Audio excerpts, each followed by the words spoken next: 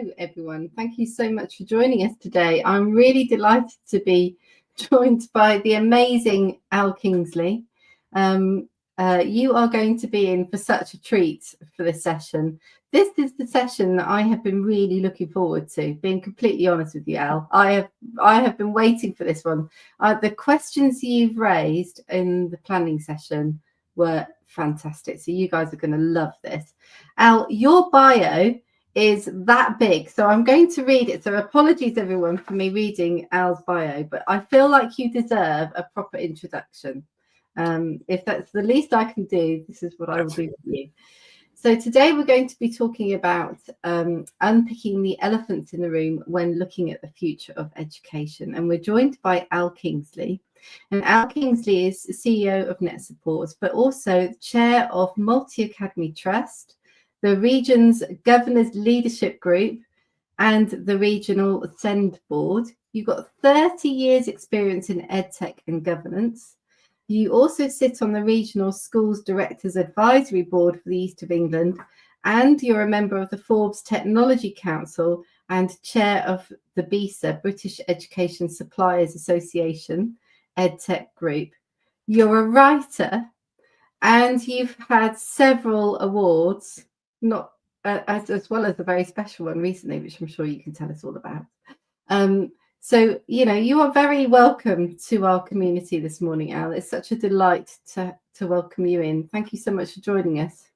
That's very kind, Lucy. Thank you. And it's a pleasure, obviously, to come and share what I've been researching and looking at alongside everything else over the last year. Fantastic. And you have several books out. Do you want to tell us a little bit about your books? Well, I'll be quite honest. Over the years, I've read many educational books, and some, of course, are fantastic, but I've also felt many are quite inaccessible. And dare I say it, sometimes it's a competition to see who can get the biggest number of complicated words into a chapter. So over the last few years, I've written a few books. The first one, with my ode to Adrian Mole, was my secret EdTech diary, reflecting on educational technology use over the last 30 years, but also signposting how schools can build a digital strategy and a vision moving forward with advice and insights from around the world.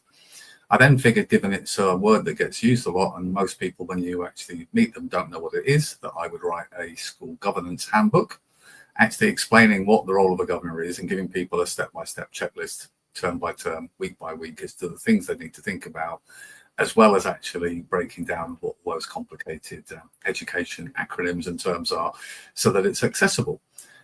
You and many others will be aware that the last few years there's been a lot of turbulence in terms of government's ambitions for the growth of the academy system, scale, getting to critical mass.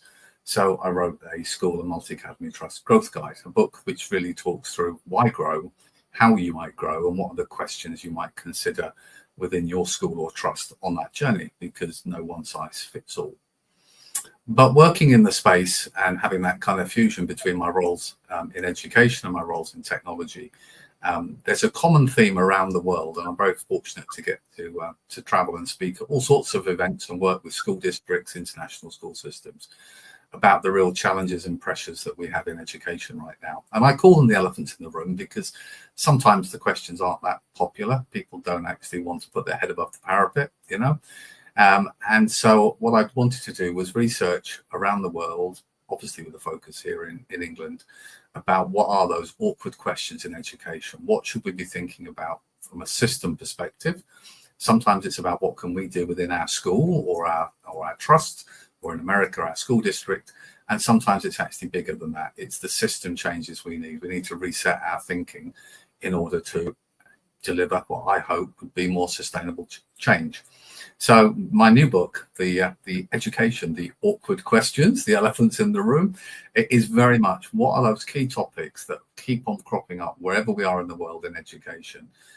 What are the key strands and what might we be thinking about? And it's something that, I'm very proud of, and it's going to be hitting the shelves imminently. So it seems like a good time to share what I've been up to in my, I'm going to say free time, but there's no such thing as free time. Oh, it's amazing. And also, we mustn't forget that you've had the most amazing award recently, the MBE. So congratulations to you, Al. Thank you. Very, That was a very pleasant surprise. Trump, my grandchild. very well deserved. So you've got some fabulous presentation to show us now, a fabulous presentation with some really great questions that we're going to go through. You will see in the chat I have put a rough kind of format of the day, of the events today. If you've got any questions, we love your questions. This session is for you. So please feel free to put them in the chat. We will do our best to answer them for you. You have Al's and my undivided attention this morning. So if you do have a question, feel free to reach out. If you're watching this on demand, welcome. If you have a question and you're watching it later on, please feel free to drop me a message. You can DM me in the community platform using the little message icon. And I will pass your message on to Al if I don't know the answer. And I will also put all of Al's information and PowerPoint,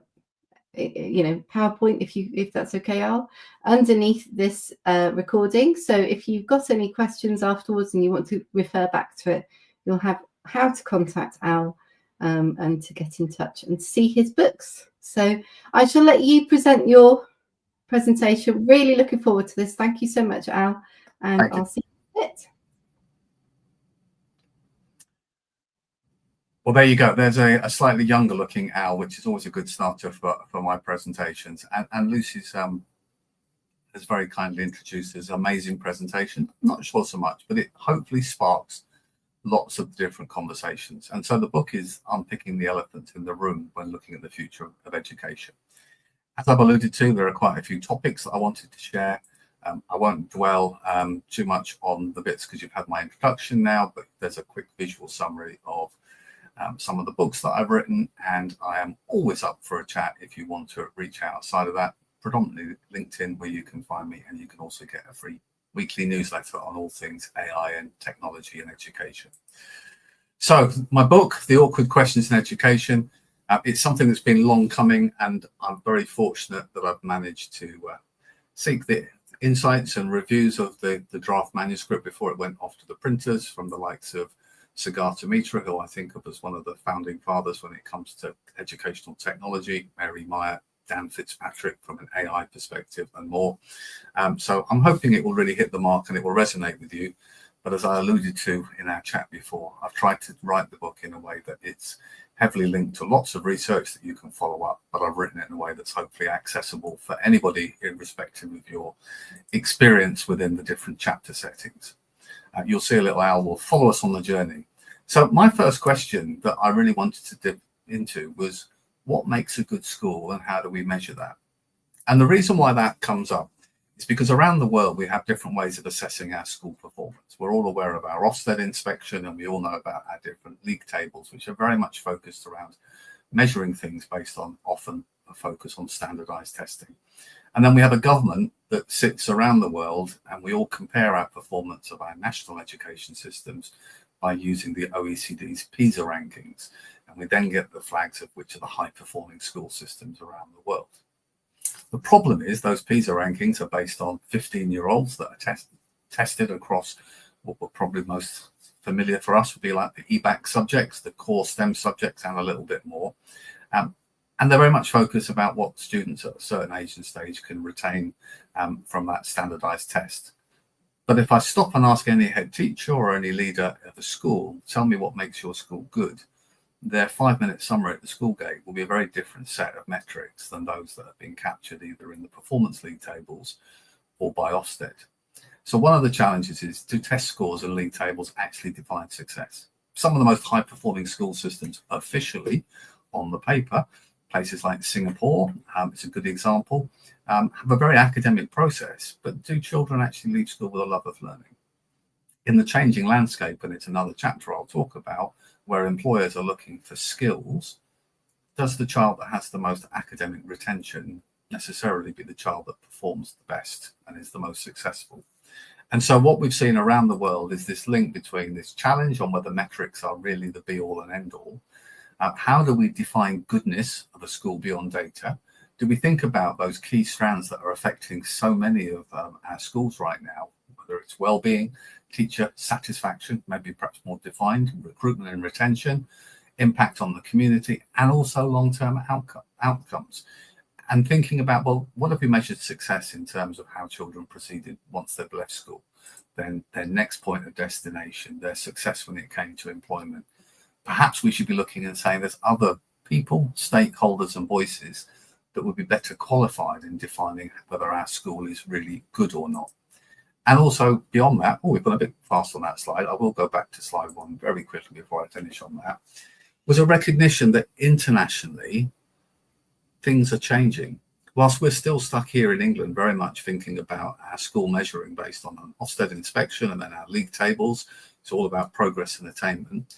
The OECD have been reviewing their measures beyond the PISA rankings and are now looking very much from a broader sense of education for human flourishing. The concept that actually we want to focus as well on students' development of those core soft skills that are now power skills: critical thinking, challenging, imagination, innovation, communication skills, the list goes on, and that actually their acquisition and development of those skills is something that's actually more important. So it's a much broader conversation going on. And I know within our schools, the challenge is there's so much more we're doing that's good, that's setting our children up for their future lives beyond simply the standardized testing measures that we get addressed so far. So that's one big area. And the output from that is very much thinking about how we can have a more holistic approach to what we do in our schools, whether we can look at the broader success longer term of students in measuring it. How can we prioritize schools that put real focus and effort into well-being, equity, and so on into the schools, as well as supporting a diverse stakeholder perspective when we judge it? Right now, it's handy timing. We've had an Ofsted big listen. We've got our new structured report card proposal. And yet many are saying if we actually brought together peers within a region and we did more peer assessment, but based on local context and understanding of the picture, we'd get much more informative assessment of the areas for development of each of our schools. And it would be a much more cohesive and co-produced output from that. The next big question that really resonates with many is that shifting need for skills versus the current curriculum offer. And that's a really, really difficult question because on one sense, we've got a curriculum, one that we know for some schools based on cohort size, funding, or simply teacher recruitment can often be narrower than we would like to do. But at the same time, we've got a curriculum that was designed, frankly, during the times of the British Empire, where a child being educated anywhere around the empire would learn those core literacy and numeracy skills, could leave school and drop into the workplace anywhere. It hasn't kept up with that fundamental need for us to have much more skills-based acquisition as part of the curriculum. And like all things, the glass is full in the time of day we have to teach the current curriculum. So we have to think about tipping something out before we can add in more. But jobs and employers are looking for those core skills as much as they are about the actual content knowledge, again, depending on the subject and the particular area of interest. It's that real focus about how do we develop teamwork, adaptability, critical thinking more than just rote memorization. Now, I'm the first to acknowledge that we actually need to have the context, the knowledge to allow us to build a broader context and develop our skills. So it's not a case of either or, but equally it's not a zero-sum game. And there's a real need to shift that focus on how we develop that across. And that's something that's come through with research around the world. Again, OECD have developed their Future of Education and Skills 2030 process. We're seeing around the world lots of schools and systems developing more PBL, project-based learning, or problem-based learning, which allows us to actually develop those soft skills and build those more into the existing curriculum function. But again, and there's another chapter that I'll talk about it, with the role of AI, we're also seeing different skills and different knowledge requirements where the curriculum needs to adapt to recognize that the workplace in 5 years from now, let alone 10 years from now, is going to be quite different. The third topic, and these are all topics that I break down with lots of research and educator voice from around the world, as well as the checklist of things we could therefore consider and follow up on, is when it comes to system growth, is leadership always putting the children first? And that's a tough question. And as a school leader, you'd be entitled to say, hang on a minute, every system leader is putting children first. That's why we're in education.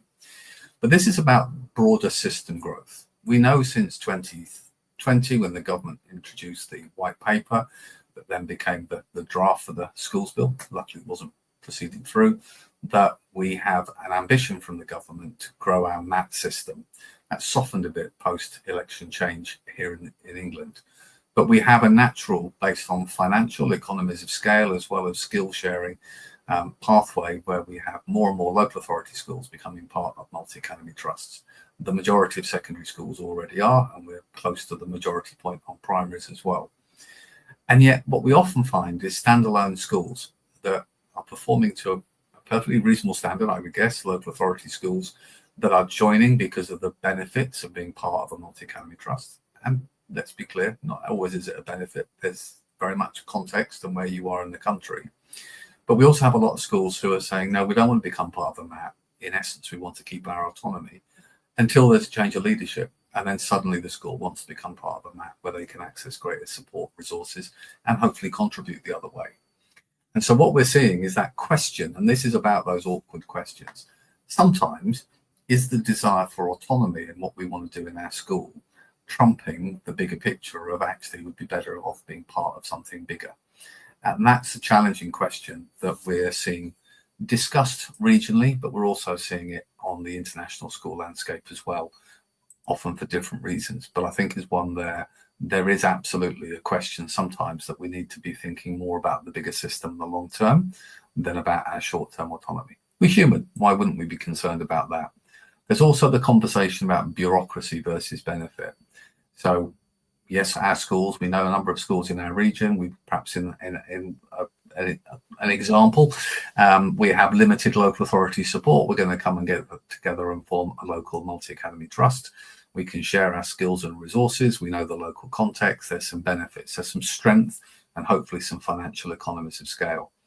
But where does that stop? What happens if that becomes a cluster of 50 schools or 100 schools? Are there points where systems become too large, where you lose flexibility, but most importantly, you lose both individuality and that sense of collegiate co-production? Simply the system becomes too big to allow schools to have the unique benefits, their community focus, their individuality, and the other things that we hold dear. And so there are conversations about what does system growth look like? What does good look like within the multi-academy trust system, for example? And where should we be pitching if we have ambitions to grow? And again, I think it's really important to say there is no golden strand that says in every case, joining a multi-academy trust is the right decision, or in every case, a multi-academy trust up to 20 is fab and 21 is not.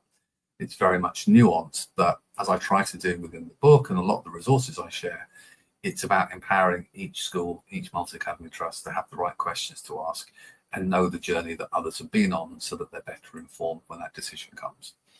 And we need to make sure about who's making those big decisions when it comes to big changes in our schools. We always have I'm going to call it a modest legal requirement for consultation to families and staff, but often it's somewhat of an aside to the process of growing our schools and moving our status. And I think it's really important to be clear that if we involve all the right voices and people have more say in future planning, we're much more likely to get, with supported stakeholder view, better transition and growth for our school system. It's a really challenging conversation, but since the change of government, we've seen a slowing and a softening in terms of expectations of the speed of transition. In fact, probably an argument that says that there's no longer an appetite that every school must become part of a MAT by a certain deadline. But the financial pressures we're seeing in our education system have meant that actually many MATs are coming together because that's the only way to secure viability and scale. And it will lead in, as I'll come on to teacher recruitment and retention, providing opportunities for good staff to progress in their careers, take on new roles, but retain them within your operational organisation. You need scale to have that capacity to give people pathways. The next big question that's dominating anywhere and everywhere right now is AI. Is it the panacea to everything? If we get AI, will it fix the world? Unfortunately, some of the questions are more about what does AI look like? Is it going to replace teachers? And to be clear, no. AI is very much a tool in the toolkit that has the potential, we're going to use that potential word quite a lot, to save time. And where it saves time or it does things more efficiently than a human being can do it, our output or our hope and our aim is always that it frees up more time for the human to human bit, that special source that is what's the foundation of what we do in education. So there's lots of focus around AI as a collaborator. Could AI become the base assessment tool?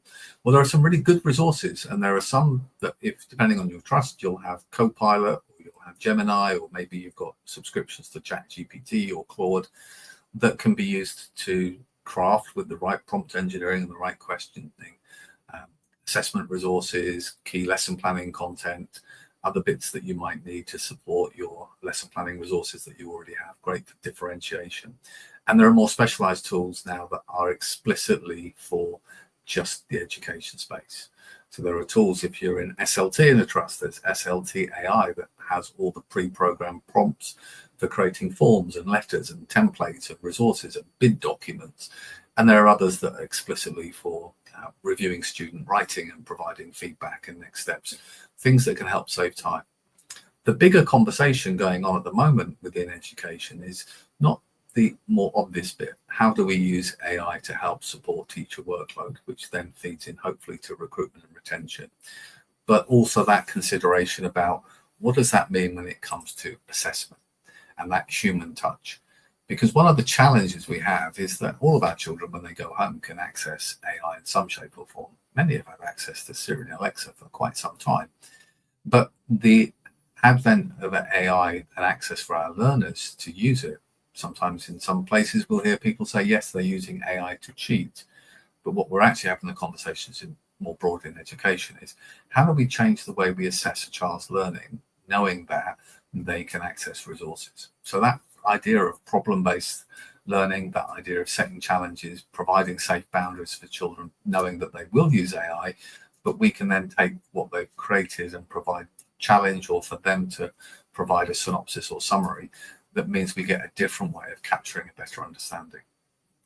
There's also a big conversation because we've had non-generative AI that simply looks and makes informed decisions based on the data that's already gathered for students, personalized learning pathways for some time, tools that students will often use outside of school that will ask them questions about perhaps their science subject. And if they're succeeding with it, it will stretch and challenge and move the questioning to more advanced stages. And if they're struggling, it will take them back a few steps to a foundational point. Some have been done with significant success, but we're in the early stages. And that's a really important one to say, that we don't want to lose the human touch in how we look at AI. And of course, at the same time, anything we do with this new technology, and it's not unique to AI, but it's just as relevant, is also weaving in how do we build, perhaps as part of our broader digital citizenship, an understanding about algorithms, bias, effectiveness and fairness. Now, ironically, we've all been using search engines for a long time, and there's algorithmic bias in terms of what you type and what result you get. Sometimes the results are based on who's paying to be in that result list, and sometimes it's based on familiarity, popularity, or keyword relevance. AI in many ways has a similar considerations in terms of there's an algorithmic bias, but it's also linked to the size of its data set. And if the data set is biased in its data, then the output potentially will be too. And so understanding that we can't just take that as given, that we need to use those resources and provide human validation is built into that. Including in the book, I talk about effective questioning, resources from other educators who specialized in the role of AI in education, and also guides on how do you create an AI policy in your school to help you safely build confidence first for staff, and then look to how you might weave that in for your learners as well. Next up, goodness, I know there's lots of different questions. So chapter 5, the big question for chapter number 5, how do we improve attendance in education? Do we need more and different spaces to learn? This is a really interesting one, because maybe it's reassuring to know that it's not just here in home territory in England where there are real challenges with student attendance, certainly post-pandemic. But what we're also seeing is that where there's been some success is a recognition that actually the spaces that we've had for many, many years, beloved schools and settings, just aren't necessarily the right space and the most conducive space for some learners. And that understanding scope and scale for flexibility and providing different spaces is one that some schools and some school systems around the world are becoming more aware of, and looking and saying that actually for the provision, some of the skills we learned post-pandemic, the idea about creating different learning spaces, hybrid schools, having that distinction between can make it a child more comfortable and more willing to engage.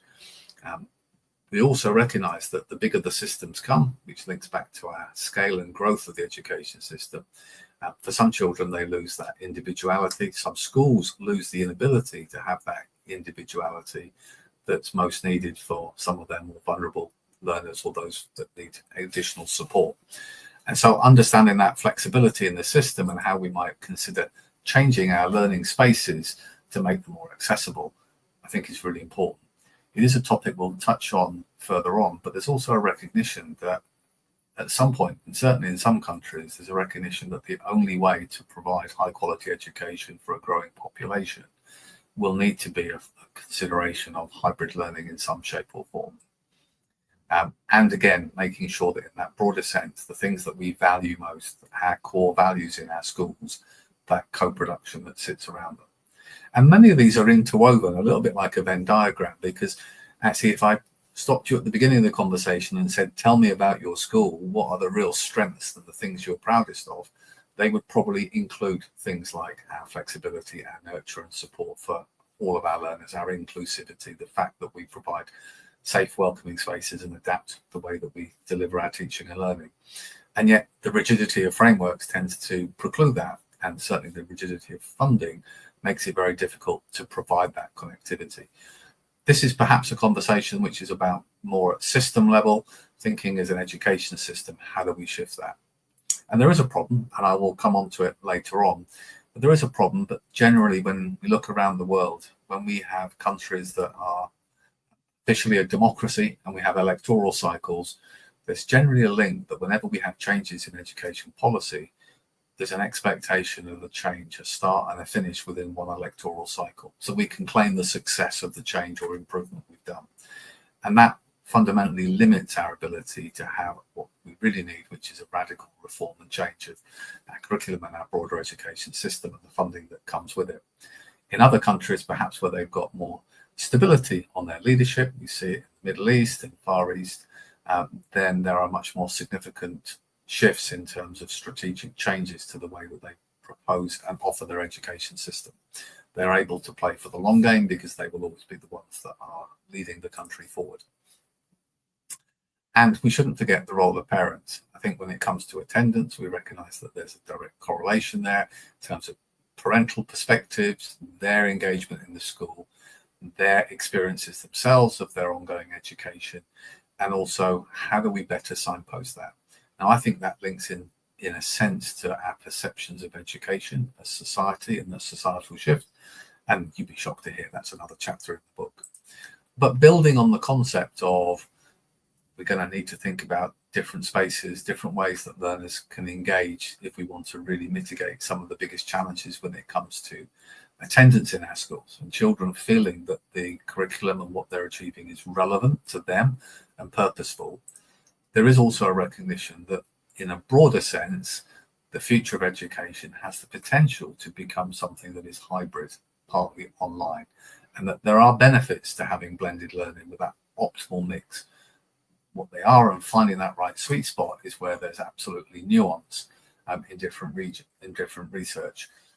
But what we're trying to recognize, and I think is a really important question, is if we had a blank canvas, no schools, no education system, and we were starting in a somewhat godlike mode, and we said, right, deliver an education system. Well, clearly, if we were delivering one in Africa, we'd say because of geography, the optimum education system would need to be online to ensure that all learners, wherever they were, could access it.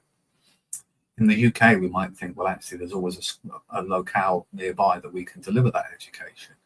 But if we think about the ability to do some kind of hybrid model, where depending on the learner's needs, there's access to different resources, different qualifications, even thinking about the bigger picture of change the curriculum and micro-credentials and other things that will be relevant to some learners, as well as making sure wherever you are in the country, you can still have access to high-quality leading professionals on every subject. There is merit in thinking about the flexibility and growth of our school system.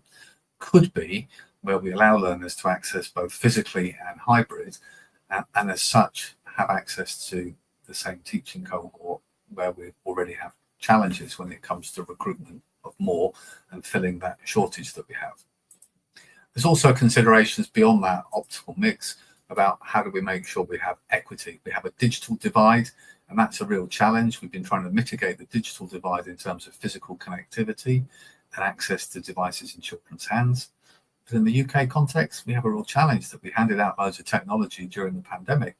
They're all due for refresh and renewal 3-4 years on, and there is certainly no extra funding to make sure that those devices stay in the hands, or that we make sure across all of our learners of age and stage they have equity of access to technology.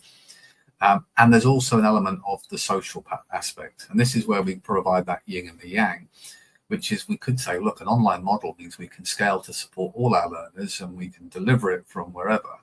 But of course, we shouldn't forget that actually one of the most important value adds of education is how that socialization and the development of those human-to-human skills, the things that really add to the value capital of a young person outside of purely the curriculum knowledge and acquisition.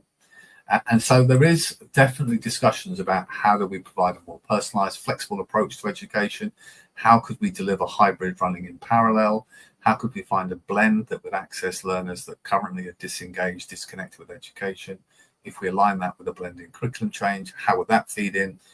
The questions and the feedback from different research and stakeholders around the world is something that is all included in the book, and is certainly insightful, but it doesn't have all the answers. It certainly poses as many questions as part of that journey. And does the pressure on teacher numbers dictate the path we follow? If we can't recruit and retain enough teachers, at some point scale and capacity will make the choice for us. Chapter 7, you know you're on the home straight when the cartoon owl is holding a bar of chocolate, but one that is definitely an elephant in the room, which is the conversation around the world about recruitment and retention. Well, I was surprised to see in the US, in many states, they have too many teachers and are having challenges there for different reasons. But within the context there, we can probably summarize it into a few key points. The first is what I would perceive as an image problem.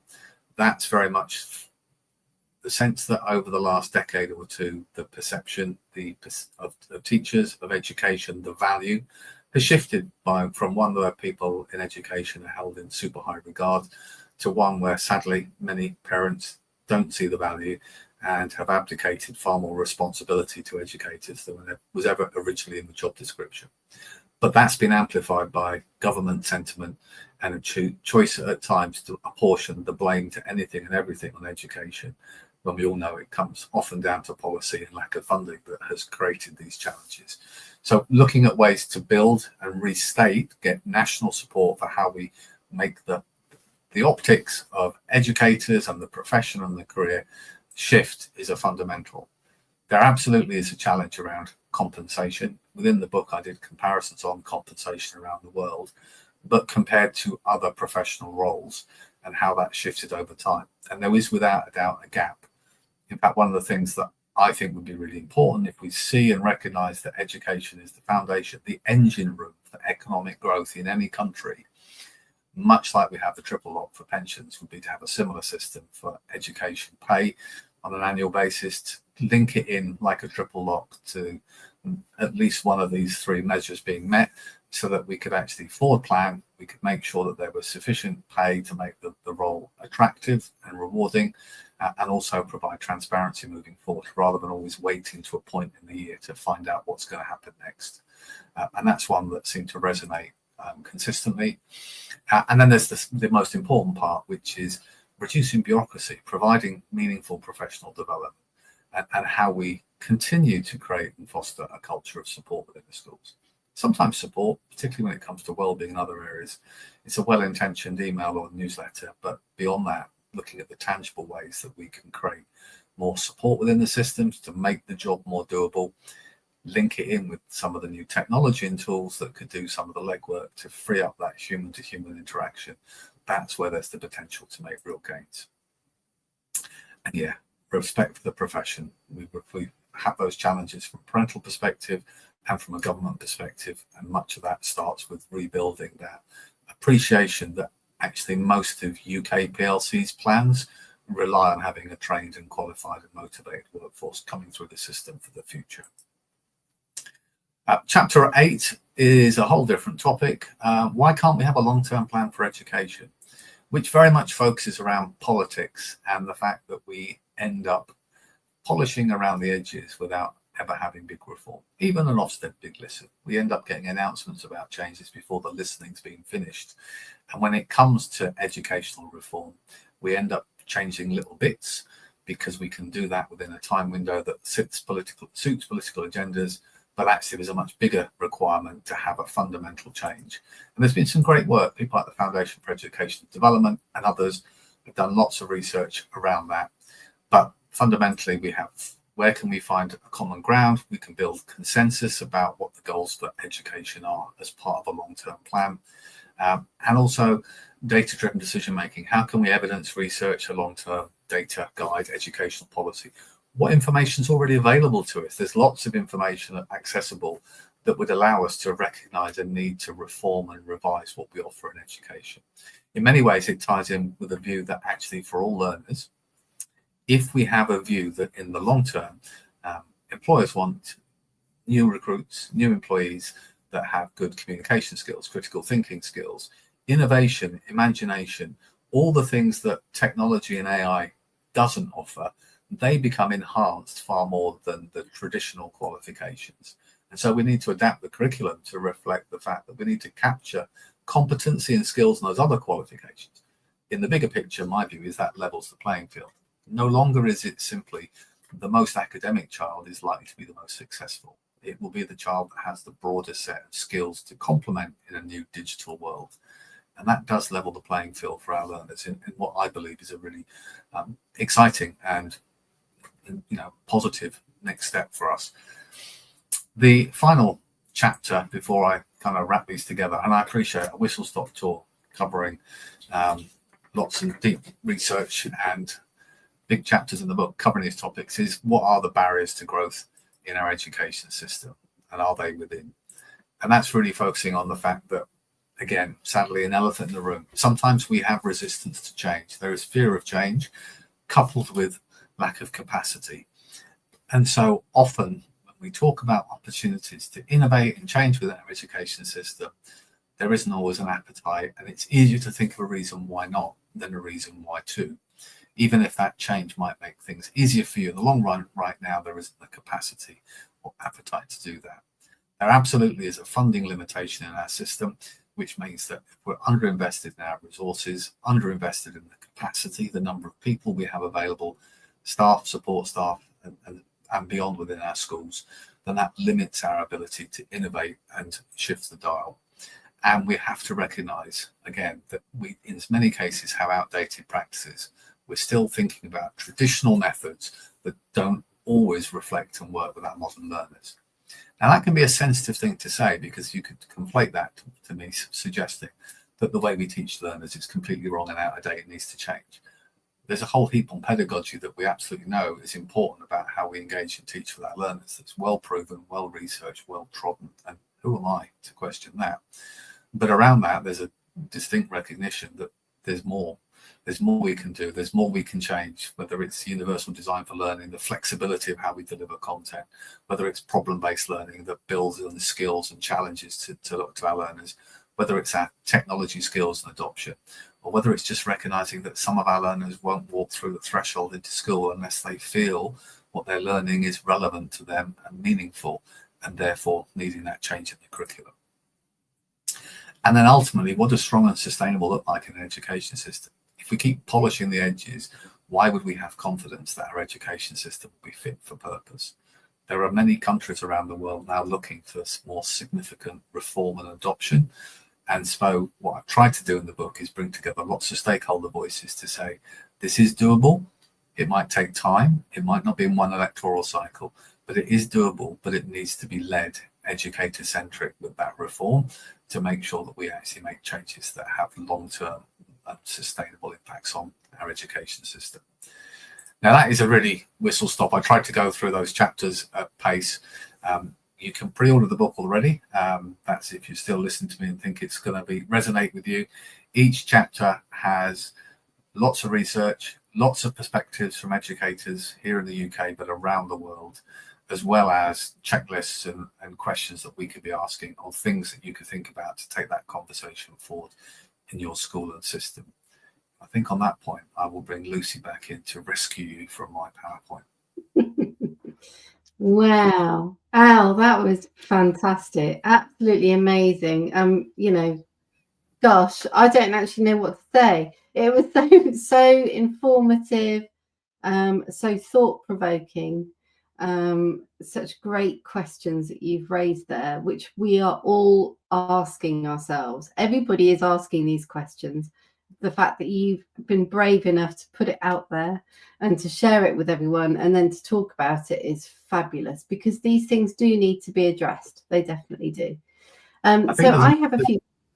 Go on.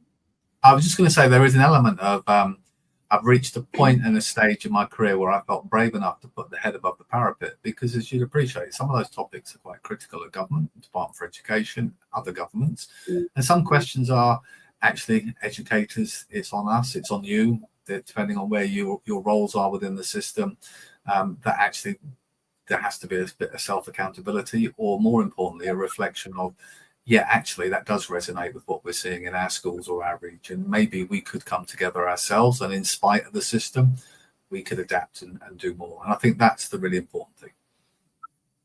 Amazing. So yes, I mean, like, we are members of the Federation of Education Development, and it's something we're really passionate about, a long-term plan for education. We do feel that it does need some sort of long-term strategy. And your chapter 5, Al, could have been written for me. My dream one day is to build and design a school. My family were architects, and so I've grew up with design and buildings in my head, and I was encouraged to think about design of buildings. And when you said the words, you're always thinking about how you can adapt your teaching, how you can be an inclusive environment. I was a Senko for 10 years. We work so hard as school teachers and leaders to kind of make those environments work for the children, but sometimes the building itself is our worst enemy. So you absolutely got that spot on. We're big fans of point, Lucy. There's a couple of interesting points now. There's some amazing examples in schools in Scandinavia that I guess take the concept almost of our free flow play for learners in Key Stage 1 and EYFS, and follow that almost through the whole school journey, creating open spaces where learners can engage in different content when they want to. I think we have to recognize, and yeah, absolutely, amazing people are limited by the bricks and mortar and the funding of our current system. But if we're looking to the future and saying, look, for every school, we've got 90% of the children coming through the door each day, and of those 90%, 60% are performing well, and 30% aren't really quite sure why they're there. But there's 10% that just find the whole space too intimidating, too inaccessible, or just not relevant to them. Then at some point we have to recognize that making a decision whether we do or don't have more graphics or info, boards in the classroom on the walls, or whether we paint the corridor bright color, isn't going to change the fact that actually different learners need different spaces. And then it is down to the design and understanding the specialist, the educator perceptions on what resonates with different children, what's a calming space, what's a non-intimidating space, what's a good collegiate space. And that's why you always end up with that blurring to actually, for some learners, being at home for some of those days within the curriculum cycle.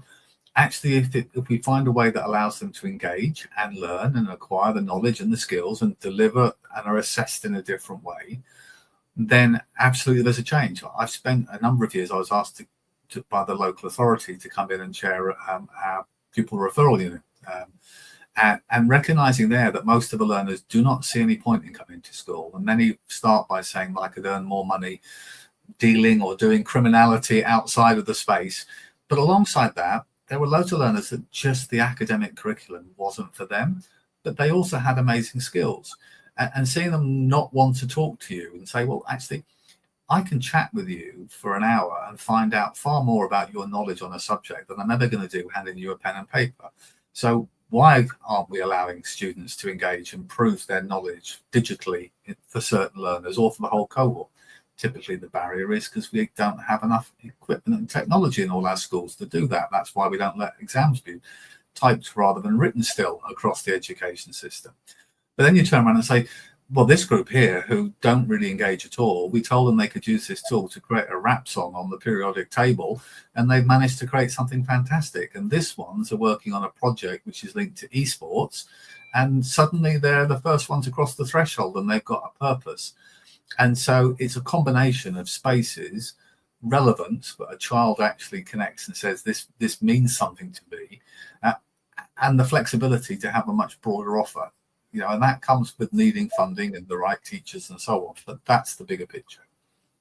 Amazing. 100% agree. And for those of you who are interested, we are actually running another session on inclusive schools. So if you are particularly good at your inclusion and you're interested to help us out and help our community share your best practice ideas, then please do get in touch, because it is something we're very passionate about.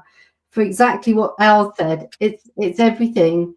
You know, there is another way to teach children.